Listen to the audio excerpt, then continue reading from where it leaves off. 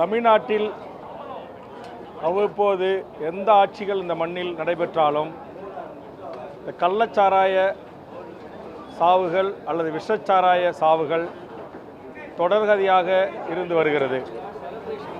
ஏற்கனவே செங்கல்பட்டு, மரக்காணம் போன்ற பகுதிகளிலும், எனது கடலூர் மாவட்டம் என்னுடைய தொகுதியிலும், கடலூர் மாவட்டம் கடலூர் அருகாமையிலும் இந்த விஷச்சாராய சாவுகள் நடந்தேறியிருக்கின்றன.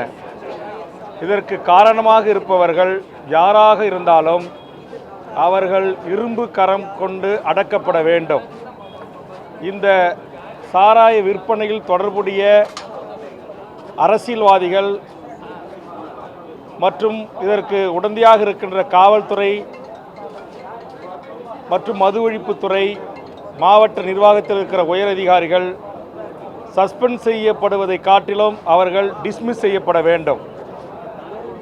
இதற்கு துணை போனவர்கள் என்று காவல்துறை உளவுத்துறையின் மூலமாக ஒரு முறைக்கு பல முறை ஆய்ந்து அறிந்து அவர்கள் கைது செய்யப்பட்டு சட்டத்தின் முன் நிறுத்தப்பட வேண்டும்.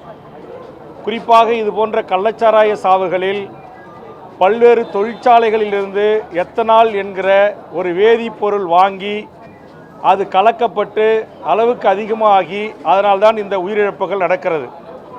கடந்த 2 ஆண்டுகளுக்கு முன்பாக கடலூர் ஷிப்காட்டில் இருக்கிற ஒரு தனியார் தொழிற்சாலையில் இருந்து லாப நோக்கோடு அந்த நிறுவனத்தின் ஒப்புதலோடு அங்கே இருக்கின்ற உயரதிகாரிகள் ஒப்புதலோடு இந்த எத்தனால் பல்வேறு கள்ளச்சாராய வியாபாரிகளுக்கு சப்ளை செய்யப்பட்டு 3 பேர் உயிரிழந்தார்கள். இதை குறித்து நான் அப்போதிருந்த மாவட்ட ஆட்சித்தலைவர், காவல்துறை உயரதிகாரியிடம் இந்த எத்தனாலை வெளியில் அனுப்பிய லாபம் சம்பாதித்த அந்த தொழிற்சாலையின் மீது நடவடிக்கை எடுக்க வேண்டும், அதனுடைய பிரசிடென்ட், வைஸ் பிரசிடென்ட், ஹெச்ஆர் போன்ற உயரதிகாரிகளை கொலை வழக்கில் சேர்க்க வேண்டும் என்று நானே நேரடியாக கைப்பட கடிதம் அளித்தேன். ஆனால் இந்த நிமிடம் வரையிலும் இந்த எத்தனாலை கள்ளச்சந்தையில் வித்த இந்த நிர்வாகத்தினர் மீது காவல்துறை அவர்கள் மீது உரிய வழக்குகள் பதிவு செய்யப்படவில்லை. மாறாக அதை கடத்தியதாக ஒரே ஒரு தொழிலாளி மீது பதிவு சுமத்தி அவரை பணியிலிருந்து நீக்கி வழக்கு பதிவு செய்து சிறையில் அடைத்து கதையை முடித்து விட்டார்கள். ஆக இந்த குற்றத்திற்கு தாய்மடி எது? இது எங்கிருந்து விநியோகப்படுகிறது? யாரால் காய்ச்சப்படுகிறது?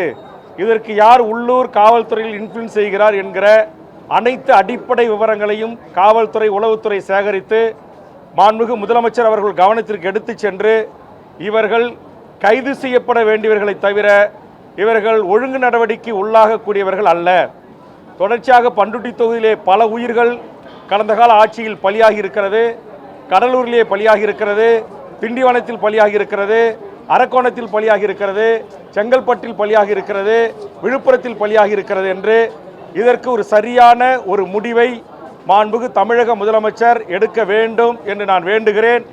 நாளை இது குறித்து நான் கவன ஈர்ப்பு தீர்மானத்தை அவையில் கொண்டு வர இருக்கிறேன் என்பதையும் இந்த நேரத்திலே தெரிவித்துக் கொள்கிறேன். பாதகம் செய்பவரை கண்டால் நாம் பயங்கொள்ளலாகாது பாப்பா, மோதி மிதித்து விடு பாப்பா, அவர் முகத்தில் உமிழ்ந்து விடு பாப்பா. அண்மை செய்திகளை உடனுக்குடன் தெரிந்து கொள்ள இணைந்திருங்கள் இயம்நாடு தொலைக்காட்சியுடன்.